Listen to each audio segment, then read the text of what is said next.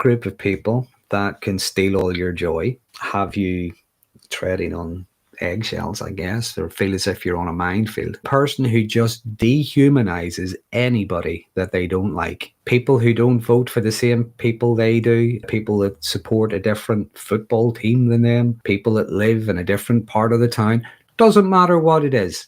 They dehumanize pretty much anybody they don't like. The sort of person who enjoys the pain and the misery of others. And there is something quite sadistic there. But if someone, they don't like, they work for a different company or whatever it is, they're falling on hard times or going through a struggle, they take some kind of delight out of that. And they can often rationalize it because that's a bad person or they're bad people, Even if it's just an individual, they don't like that person because maybe they dated them about 5 years ago.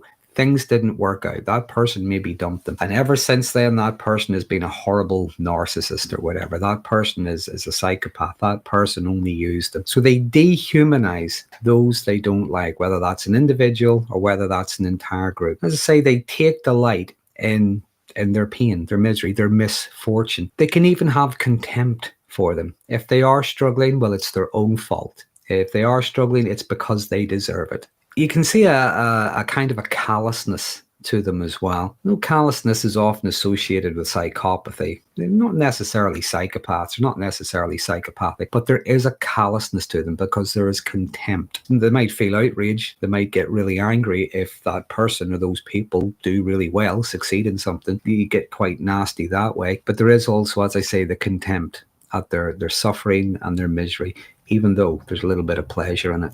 It's the sort of person as well who they don't necessarily take responsibility for themselves. They don't necessarily believe in responsibility unless it's everybody else's responsibility. What they do thrive on is blame. Okay, they like to blame people. Again, going back to the contempt. Whenever there is something wrong, something doesn't go the way they would like it, there is a lot of blame. It rained on Tuesday because of that person or whatever it was. When they do find someone or some people who are struggling, down on their luck, whatever, going through a hard time, they will be the first person that will want to kick them when they're down. They believe they have a sense of superiority.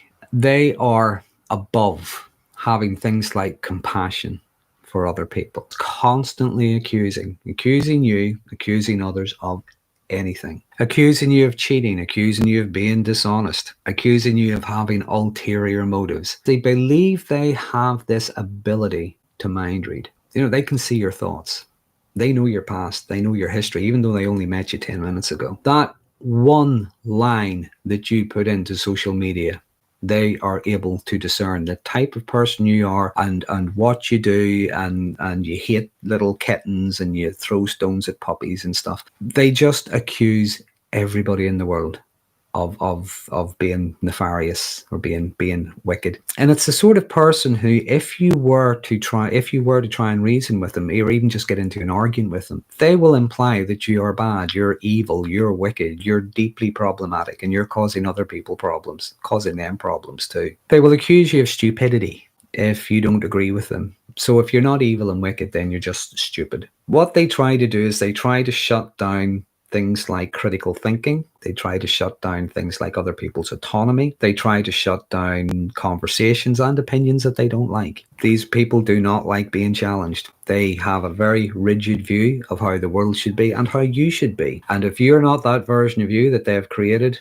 well, you're a horrible, bad person. People like that often get away with it because of their temper tantrums and their rage. Sometimes I think people like that, it's best not to engage with in the first place. I mean, I generally don't engage with people that think they can mind read because you never get anywhere. You usually end up being accused of all manner of things, from drug dealing to witchcraft or, smuggling sharks or something, all manner of crazy things that they just dream up. So we're really, really looking at a horrible, nasty piece of work here.